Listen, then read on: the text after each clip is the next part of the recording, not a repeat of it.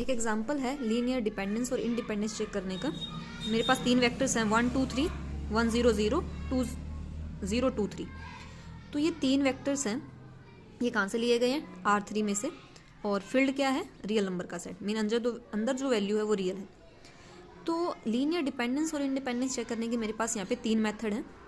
तो जो आपको सही लगे वो आप कर सकते हैं। फर्स्ट सबसे इजी मेथड है कि अगर आपको जो भी 3 वेक्टर्स दे रखे हैं या जितने भी आपको वेक्टर्स दे रखे हैं उनकी हम एक मैट्रिक्स बनाएंगे। अगर वो मैट्रिक्स एक स्क्वायर मैट्रिक्स बन जाती है ना, तब तो हम ये मेथड अप्लाई कर सकते हैं, अदरवाइज नहीं कर सकते। तो यहाँ मेरे पास 3 वेक्टर्स हैं, तो इन 3 वेक्टर्स का यूज़ करके मैं एक मैट्रिक्स बनाती हूँ। जैसे फर्स्ट वेक्टर है 1 2 3, तो इसे कॉलम वाइज लिखेंगे। तो फर्स्ट कॉलम बनेगी मेरे पास 1 2 3, सेकेंड कॉलम बनेगी 1 0 0 और थर्ड कॉलम बनेगी 0 2 3। तो फर्स्ट मेथड ये कहता है कि अगर इस मैट्रिक्स का डिटर्मिनेंट 0 के बराबर आ जाता है तब तो वेक्टर्स क्या होंगे? लीनियरली डिपेंडेंट होंगे।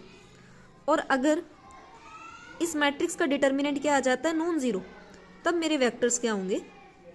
Linearly independent. तो कंफ्यूज मत होना इसके अंदर कि जो भी मैंने मैट्रिक्स बनाई है वेक्टर्स का यूज़ करके, अगर वो स्क्वायर मैट्रिक्स आती है तभी ये मेथड एप्लीकेबल है, अदरवाइज नहीं है। तो अगर ये स्क्वायर मैट्रिक्स बन गई तो ए का डिटर्मिनेंट, क्योंकि डिटर्मिनेंट सिर्फ स्क्वायर मैट्रिक्स का ही हम फाइंड आउट कर सकते हैं, इसलिए ये मेथड सिर्फ स्क्वायर मैट्रिक्स के लिए एप्लीकेबल है। तो डिटर्मिनेंट की वैल्यू अगर 0 आ जाती है तब तो वेक्टर्स होंगे लीनियरली डिपेंडेंट, और अगर नॉन जीरो आ जाती है तो लीनियरली इंडिपेंडेंट। तो इसका हम डिटर्मिनेंट निकालते हैं मैट्रिक्स का। तो डिटर्मिनेंट हो जाएगा 1 मल्टीप्लाई में 0 माइनस 1 मल्टीप्लाई में 6 माइनस 6 और प्लस में 0। तो आंसर आपका 0 आ रहा है, मीन ए का डिटर्मिनेंट यहाँ 0 आ रहा है। इसका मतलब ये जो 3 वेक्टर्स दे रखे हैं ये क्या हो जाएंगे आपके? Linearly dependent. इंडिपेंडेंट नहीं होंगे, लीनियरली क्या होंगे? डिपेंडेंट। ये फर्स्ट मेथड था लीनियरली डिपेंडेंस और इंडिपेंडेंस चेक करने का।